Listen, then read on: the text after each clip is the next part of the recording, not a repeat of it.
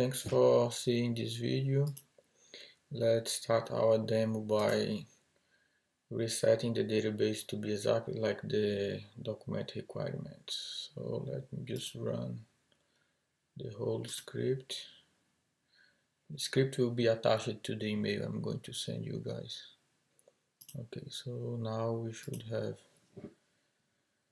that database similar to the document requirements.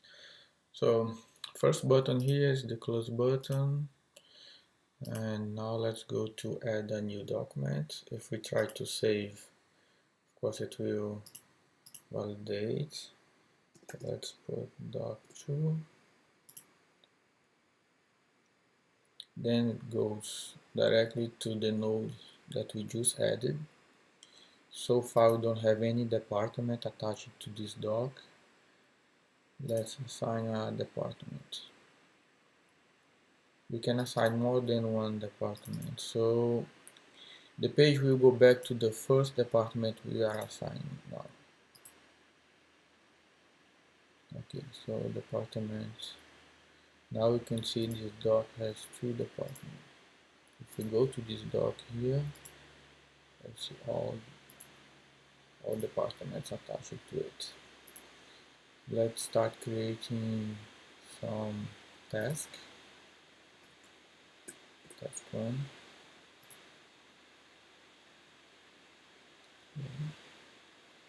And then let's create a items. Okay. Let's add another item 1. This time uppercase item 1 to be different. Let's save. Okay, item 1 is duplicated. We can't add. So item 2. Okay. And see, we see the tree is already updating according to the change on the right side. So if we change to item 25, we are going to see item 25 here. So if we check the other documents and departments, we see all these items already existing.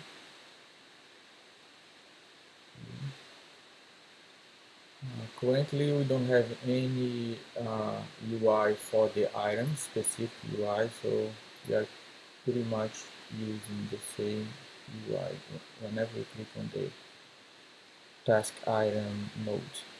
If we refresh the page, it will be also coming back to this guy. Okay, let's see here. Let's try this. If we change here, okay, task 1. What if we delete the whole task? So if we delete the whole task, we cannot actually what I want to demonstrate is what if we delete the item 1 that we are selected here. Then we should go back to the task node itself. Go and save. Okay, so right back, and we have only one item. Okay. But if we are selecting the task item and we just add, we just change this and fix.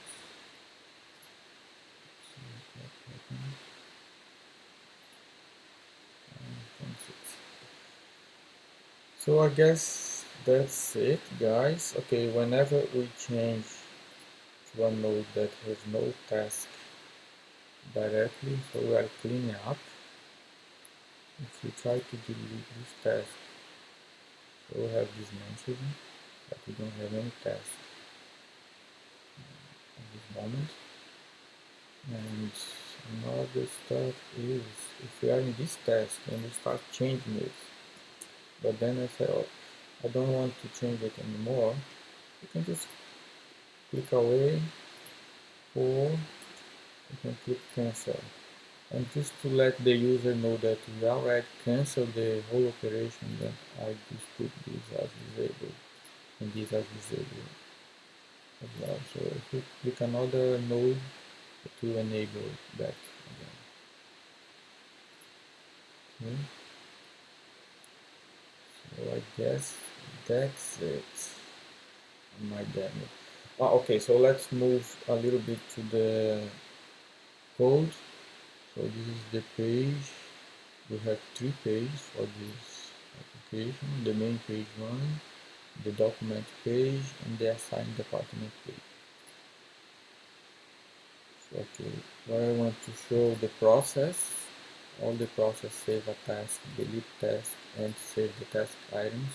I'm always calling the backend procedure.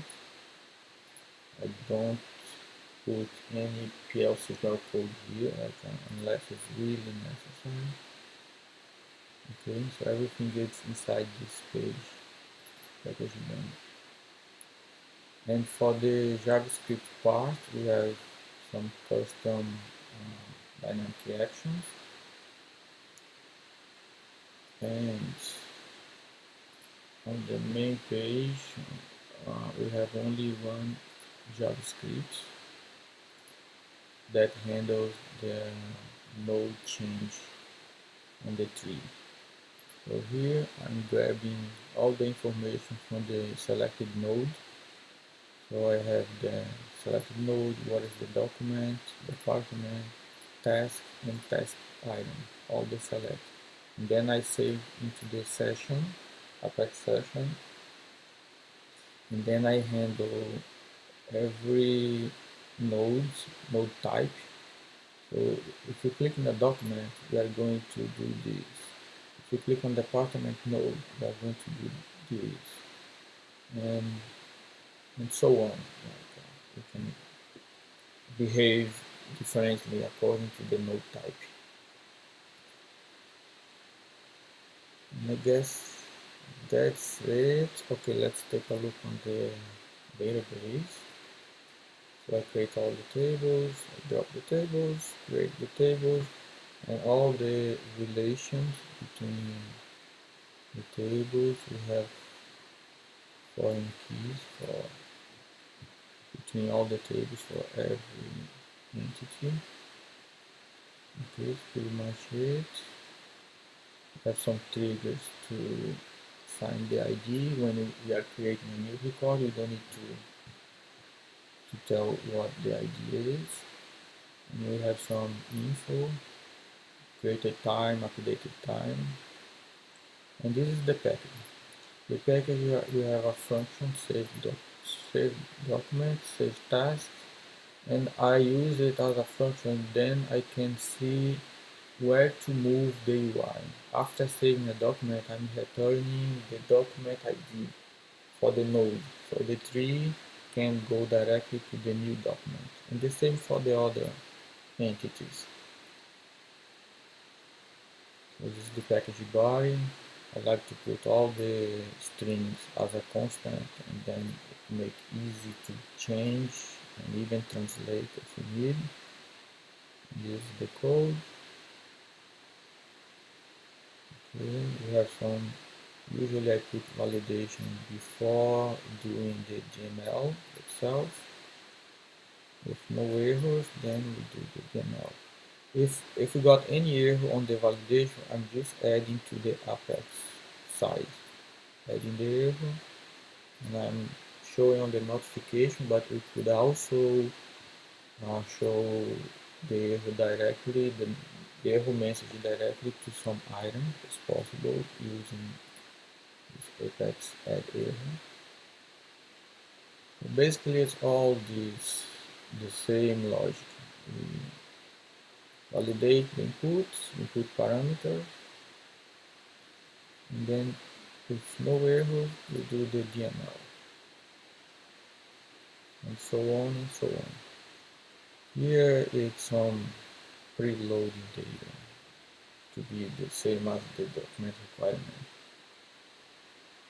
And also I created a table called LOVs.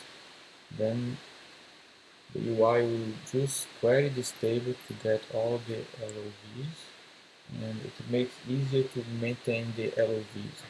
If we need to add any new option, we don't need to deploy the application again. We just add data to this table, add or delete accordingly.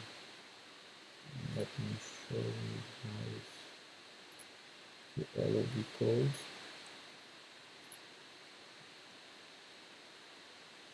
It will be like this. I will make the LOD code for the condition. Maybe the name is condition. And we are going to see condition has mandatory and optional. So if you go to VY, condition has mandatory and optional, and so on, so on. Okay guys, I guess that's the demo for now. Thank you for watching it.